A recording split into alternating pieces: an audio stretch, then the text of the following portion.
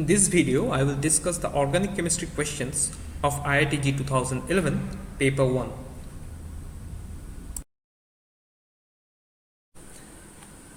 In our first problem, we have to select the most acidic compound among the following options. The options are paranitrophenol, orthohydroxybenzoic acid, parahydroxybenzoic acid, and paratoluic acid. Here are the structures. So to solve this kind of problem, what first we have to do is to draw the structures. Then we have to decide, we have to look for the acidic group here. We can see that in option A, the acidic group is the phenolic OH group. In option B, there are two protons, one from phenolic OH group, another from the carboxylic acid group. The carboxylic acid group is much more acidic. And in option C also we have phenolic OH as well as carboxylic acid. And in option D we have only carboxylic acid. So when there are carboxylic acid group involved, we do not have to consider the phenolic OH because carboxylic acid groups are far more acidic than phenolic OH. So we can easily take out this option because it will not be the appropriate one. In this compound, that is in paranitrophenol, we don't have any carboxylic acid group. Now we have option B, C and D left. Now we are not looking for the phenolic OH group anymore because we know that carboxylic acid groups are much more acidic.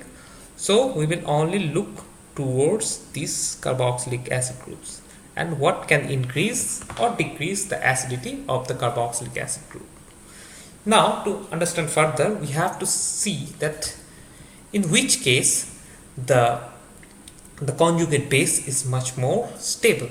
So for an acid, if I consider an acid like this AH and it dissociate to give the conjugate base as well the proton, if the structure of the conjugate base, that means A minus, is stable, then we can say that this reaction will show or will give a H plus ion as a product, or the forward reaction will go. If this is an equilibrium or if this is a reversible reaction, then the forward reaction will be or will happen at much higher rate because A minus is stable. Now in these three compounds, that is B, C and D, we have to check in which case the conjugate base is more stable. So let us take B first. So this is our acid and we know that the carboxylic acid group is more acidic, so it is going to donate the proton. That means OH COO minus plus H plus. Okay. Now is this conjugate base stable?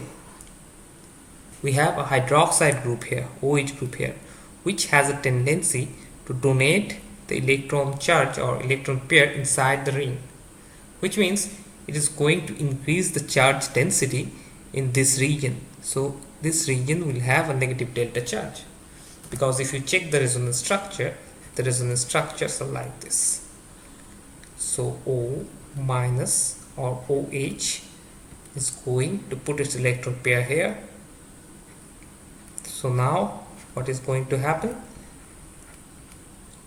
This over here and this over here. So you will have a resonance structure like this, where you will have a negative charge over here.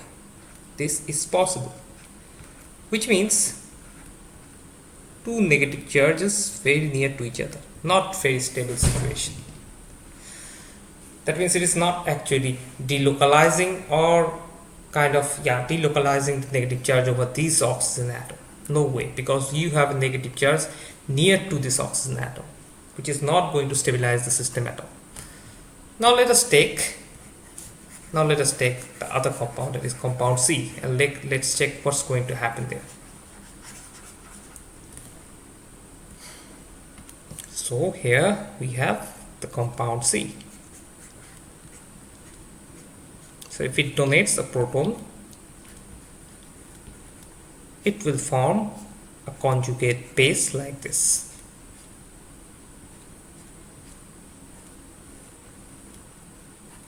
COO minus. Now look at this thing. This thing could be stabilized because of intramolecular hydrogen bonding. How? Because if you look at the structure now, you have a proton here and a negative charge here. So now a hydrogen bond may form like this.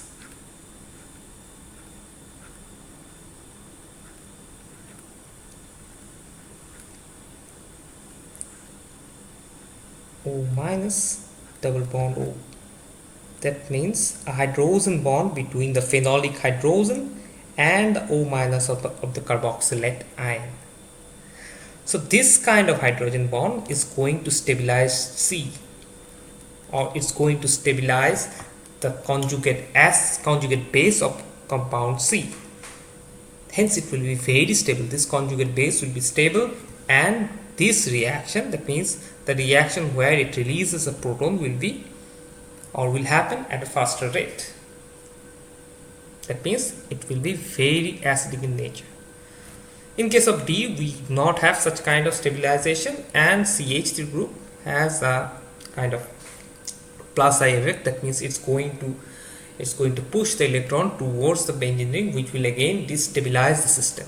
So D is also not the correct answer. And of course we have seen that B is also not the correct answer, because in this case the carboxylic acid group is in the para position, far away from the hydroxide group, and there will be no intramolecular hydrogen bond possible here. But in case of C, after the deprotonation, an intramolecular hydrogen bond is going to stabilize the intermediate conjugate base, which is going to stabilize the conjugate base, and the proton removal will be far easier. So this option C is the correct option. In our next problem, you can see there is a compound given, which is a phthalimide, and two reagents like potassium hydroxide, and another compound was given, and it was asked that which among the following option will be the product of this reaction. Okay, so in these cases where we have to select the product and the reagent as well as the starting material is given, we have to check, or we have to do the reaction mechanism. So for this reaction, we have a phthalimide as a starting material, and we have a base, potassium hydroxide, as number 1 reagent here. So potassium hydroxide means a base, so it's going to take out the proton, and there is only one proton available here, which can be taken by a base, which is this one. So it will be taken, and a negative charge will appear over the nitrogen. This negative charge is very stable because it has two keto group at both sides, so it can be stabilized in both directions. Now in the next step, there will be a nucleophilic substitution reaction. That means this negative charge is going to attack either of these two carbon. One is here, another, let me take another color, another is here, because two living groups are attached with these two carbons. So any of these two carbons will be attacked by this negative charge or by the nucleophile. Now which one will be attacked? Of course, this carbon, which is the part of aromatic system, and the benzene ring, which is already an electron dense system, it is very difficult to attack those kind of system by a negative charge, because you can understand that the benzene ring itself has a negative charge density over here. So these negative charge cannot attack this carbon, which is a part of this benzene ring, and there will be electrostatic repulsion between the two negatively charged cloud. One is coming from the benzene ring, and another is this negative charge over the nitrogen. It will repulse one another. So the nucleophilic attack will not happen at this position. Then we have only one option left, that is this carbon, the primary carbon, where we have a Cl group attached. and this Cl will work as the leaving group here. So it will go away and we will get a product like this. And now if we compare the product with our options, the correct option will be option A. So option A will be the chosen option for this particular example or particular problem. In our next problem, it has been asked that amongst the given options, the compounds in which all the atoms are in one plane in all the possible conformations is option A, B, C and D. Now to answer this kind of problem, we need to have a lot of imagination, and we also need to know how a plane can be created. Okay, so about plane creation, so if we take three dots like this which are not in a straight line, this three dot will be the part of one plane. Okay, and in this way only one plane can be drawn where these three dots will be the part or which is going through these three dots. If these three dots are in this manner, that means in a straight linear or it is a part of a straight line, then we can just draw a straight line connecting the three dots. And if you want to draw planes now which can keep these three dots, there could be like infinite number of planes. So if the three dots are not in a straight line, then only one plane can be created which can keep these three dots. If the three dots, or yes, three dots in this case, are in a same line or is a part of a straight line, then infinite number of planes can be drawn keeping these three dots. Okay. Now in our case, as we are dealing with molecules, so we have to replace the dots with atoms. And we also have to remember that while we are concerned about conformation, because here it is asked about conformation, that how many of this compound can have conformations where they will be in one plane. So conformations mean rotation around single bonds. So we will not consider rotations around double bonds. We will only consider rotation around single bonds.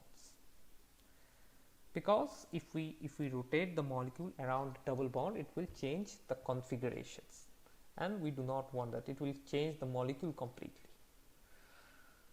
So at room temperature, rotation around single bond is possible, and that is called change of conformations, not of configurations. Okay, so now let us check option A.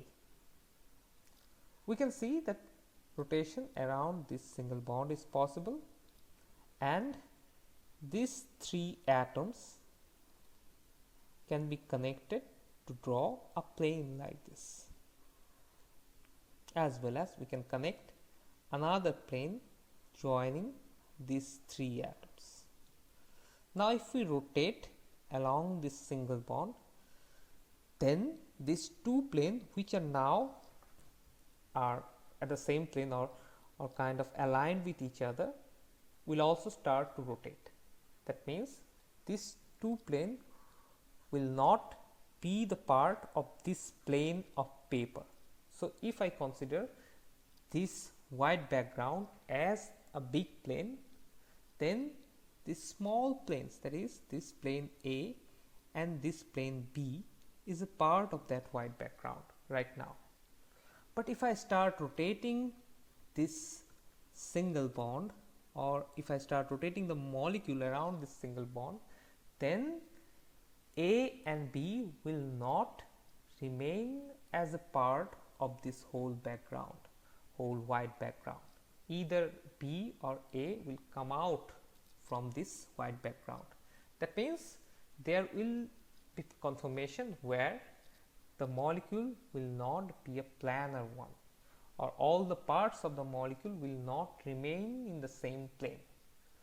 So we can easily take out option A. So option A is not going to be the correct answer, because it may form conformation where it will have different planes, or the part of the molecule will remain in different planes. Now option B. So option B, we can take these three atoms together to create a plane, and of course there are three other atoms here which are also, although they are linear like a part of a straight line, but still they can form or they can stay in this white background or this white plane. So this, now this plane A and plane B are part of this white background. Now if you rotate around this bond, of course B will come out from this white background. But again, as I have told you earlier, that if the three atoms are a part of a straight line, then infinite number of planes can be drawn. So we can say that whatever we do or in which direction we rotate this single bond, the B will come out from the plane, come out from this white background. Along with that, the plane A will also come out, because of course there will be another plane which is aligned with plane B, and that plane is also or will also contain these three atoms like this. So if we rotate this plane a little bit like this, we can take another plane. So this is B dash, which is coming out from the white background, and this is A dash.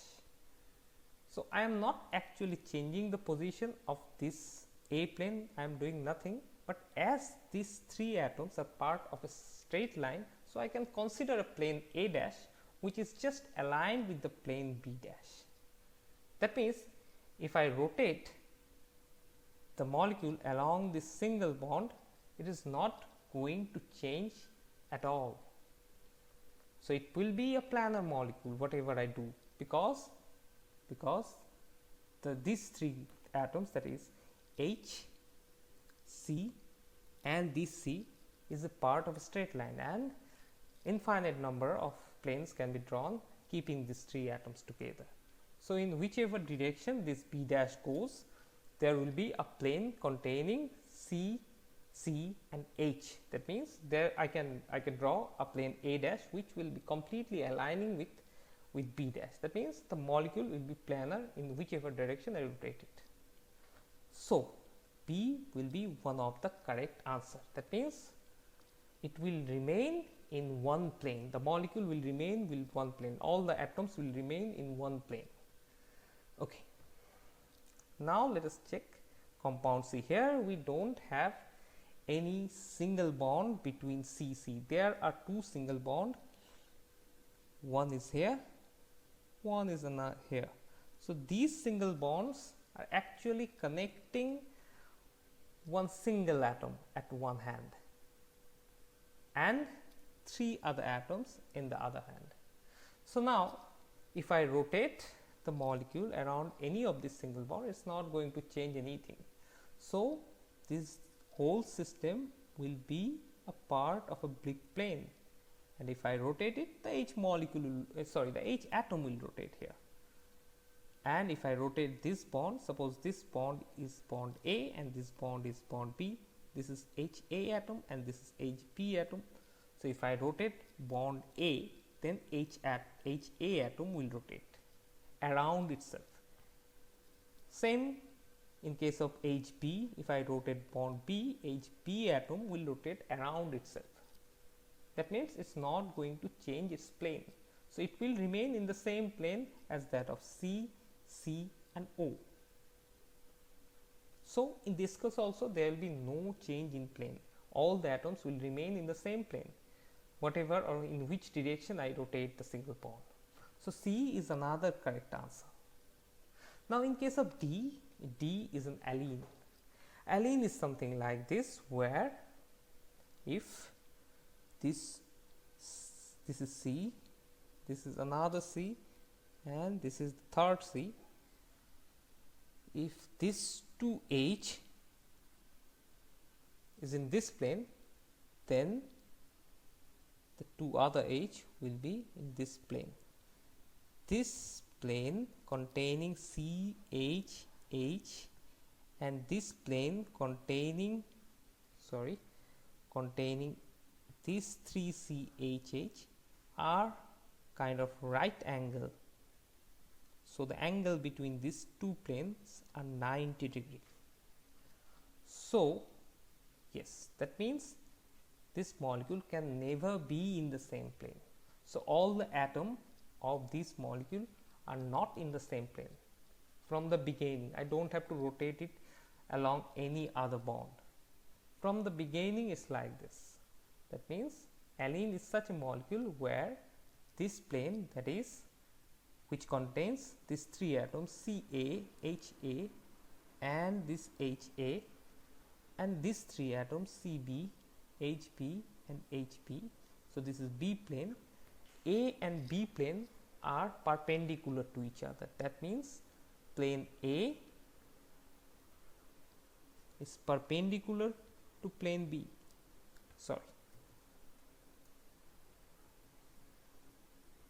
Plane B. So all the atoms are not in same plane.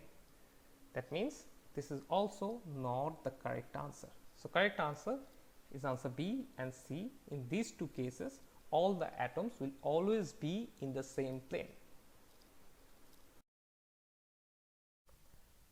In this problem, there is a reaction sequence and we have to identify the starting material P and the intermediate Q.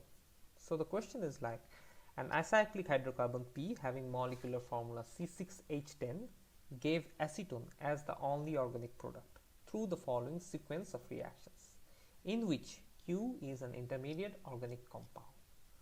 And we are getting acetone, 2 moles of acetone as the end product. Before getting the acetone, what kind of chemical reaction we have performed? We have performed an ozonolysis reaction. These two reagents are related to that specific reaction, that is ozonolysis. So whenever there is a ozonolysis and we are getting 2 moles of ketones, then to find out the starting material, we have to connect the 2 carbonyl groups of the ketone through a double bond. So if we connect these 2 carbonyl group through a double bond, we will get an alkene like this. So the product just before the ozonolysis was this alkene. And this arrow, significance of this arrow is that it is a retrosynthetic arrow. That means we are going backward. Now let me go another step backward. So what was the reagent that we have used before getting this alkene? We have used concentrated H2SO4 and there was a dehydration. That means 1 molecule of water has been removed.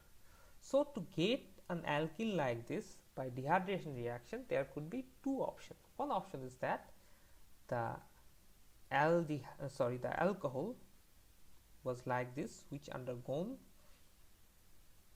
the dehydration, could be like this, CH3,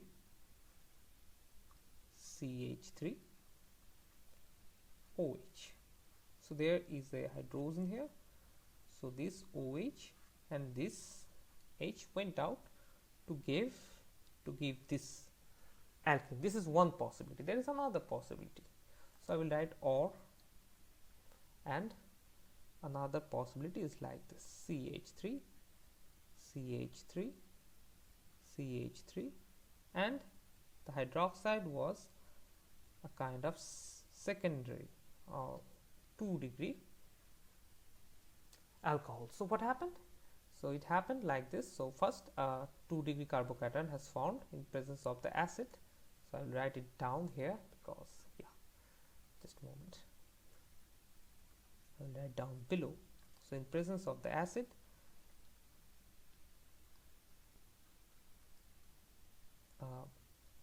water molecule went out forming a positive charge, and we have the CH3 group here. To form a stable carbocation, one of this methyl group has migrated to this position, forming a stable 3-degree carbocation like this, CH3 CH3. So we have this carbocation now, and now one molecule of not molecule, but one proton is removed. This proton is removed to form the alkene. CH3, CH3, double bond, CH3, CH3. So this is another possibility. So this alkene or this alkene can be obtained from either this secondary alcohol or this secondary alcohol. Now we have to check that what is Q. So what are the options that we have for Q, and we have to check that which of our prediction is matching with the option given in the question. So if you just go to the next page, and next page, here are the options given for Q. You can see that option B is matching with our prediction. The other prediction that we have is not matching with any of our options given here. That means the correct option will be this one, not this one.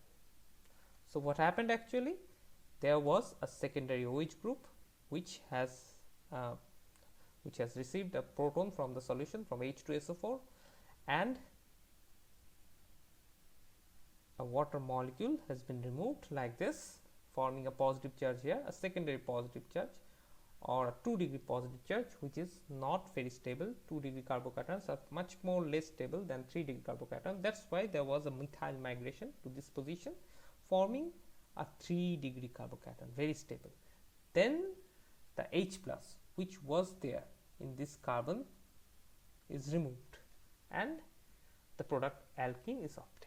So this is the way by which the reaction was done. So we have the Q now. The Q is this compound.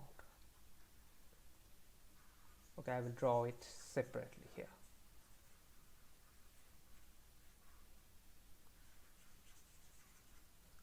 So now we have the Q. The Q is this one. CH3, CH3, OH, CH3. So this was obtained due to the dehydration. So alkene, this alkene was obtained due to the dehydration of this secondary alcohol. Now how this secondary alcohol was obtained? So we have to go back again. What was the reagent that was used? We can see that sodium borohydride, ethanol, and dilute HCl.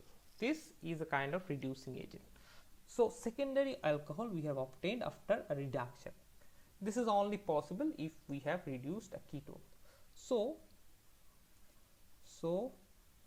if I draw the retrosynthetic arrow again and write reduction, so of course the hydroxide would have been a ketone before the reduction. Now we have the ketone, but this is not P. This ketone was obtained after a H2SO4 HgSO4 treatment of P. Now we know that HgSO4 H2SO4 treatment, which is also known as oxymercuration demercuration, always give an alcohol as a product, but we are getting a ketone here, which is not possible. That means the ketone was not the actual product. The alcohol was the product, but we didn't use any kind of reducing agent. Sorry, we didn't use any kind of oxidizing agent so that the alcohol has been converted to ketone. Then how? The only possibility is that the alcohol that was synthesized is actually an enol which has been tautomerized to this ketone. So let me draw the possibility. So it was basically an enol like this. So this enol was tautomerized to this more stable form, that is ketone. So let me change the retrosynthetic arrow here. I will just put a tautomerization arrow. Then we have obtained this compound due to the oxymercuration demercuration reaction of what? Of an alkene, sorry, of an alkyne like this, CH3, CH3, C, triple bond CH. So this was the alkyne with which we did the oxymercuration demercuration reaction in presence of HgSO4 and H2SO4, and it has given us these enol, which tautomerized to the ketone, and this ketone was then reduced in presence of sodium borohydride to the secondary alcohol, this one. This secondary alcohol on dehydration in presence of H2SO4 has given us this alkene. Now this alkene is a very symmetrical one. When we have performed the ozonolysis reaction with this alkene, we got 2 molecules of acetone. So this is the way how we can predict this kind of product, how we can predict the starting material and intermediate for this kind of reaction sequence. So now we will just write Q here, because we already know that this is the Q and the starting material. That means P is an alkyne like this. Now if you check the molecular formula, according to the question, the molecular formula is C6H10, and here also we have 1, 2, 3, 4, 5, 6 carbons and 3, 3, 3, 9 plus 1 proton here, 10 protons. So it is also matching with the molecular formula of P. So this is it. In this problem, it has been asked that the total number of alkenes possible by dehydrobromination of 3-bromo-3-cyclopentyl-hexane using alcoholic KOH is. This is the compound 3-bromo-3-cyclopentyl-hexane. So if you count 1, 2, 3, and we have the cyclopentyl group here as well as the bromo group attached to this third carbon. So this is 3-bromo-3-cyclopentyl-hexane. Now we have to calculate that how many different kind of alkenes are possible by elimination reaction of this compound. So to get the number of alkenes, first we have to check that how many beta hydrogens are there with respect to this bromine atom.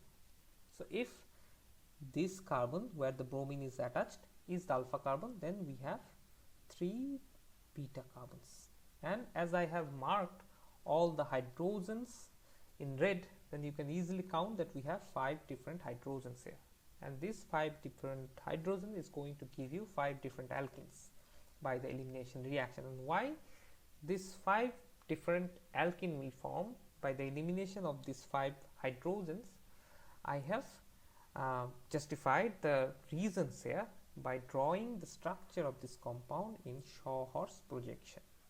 Here you can see that this beta carbon is this one. So I am just using a different color to mark the beta carbons here. So this beta carbon is marked yellow, and here also I am marking it yellow. Similarly, I am taking the alpha carbon as green here, and this one is also green here. Now you can understand that I can draw the structure in this way. So we have a hydrogen here and a bromine here. These two are going to eliminate from the system and giving you an alkene, a product alkene like this. Because this is an elimination, this is an anti-elimination, that means the hydrogen will go away from this side and the bond will come in this direction, that is the bond pair will come in this direction, and the bromine, that means the leaving group, will leave from this direction. As the proton and the bromine are moving in 2 different directions, that's why it is known as anti-elimination. This kind of elimination is going to give you this product. So there are 2 protons, 2 beta protons attached with this yellow beta carbon. So we can arrange the system in 2 different ways.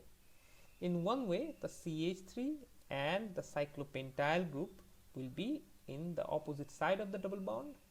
If we arrange it in a different way, where the another hydrogen, another beta hydrogen is going to remove along with the bromine, then a different compound will form where the methyl group and the cyclopentyl group will be at the same side of the double bond. Okay, now let's take another beta hydrogen. Similar thing is going to happen here too.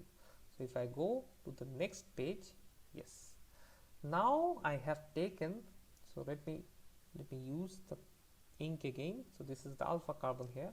Here is the alpha carbon. C3H7 is this part. So this is the beta carbon here. Here also this is the beta carbon. So now first one of the hydrogen will be removed with the bromine to form the alkene. Here you can see that the cyclopentyl group and the C3H7 group are in opposite side of the double bond. That means they are forming a kind of E isomer. Similarly, if we take the another hydrogen and the bromine atom, then the product will also be different. Here we will see that the cyclopentyl group and the C3H7 are in the same side of the double bond. So Jade isomer is formed. So just changing the proton which is getting eliminated, we are getting two different products. So for these 4 protons, we are actually getting 4 different kind of alkene, and they are different because one of them will be the Jade isomer, another of them will be the E isomer. And for this proton, obviously there is no confusion that if this eliminates, then a single product will form. So totally for the 5 different beta hydrogen, we will get 5 different alkene. If you have liked my video, please click the thumbs up button as well as share the link with other people. And for more videos, please subscribe my channel and press the bell icon. Most importantly, please comment below about your needs related to chemistry so that I can make more videos on several other topics.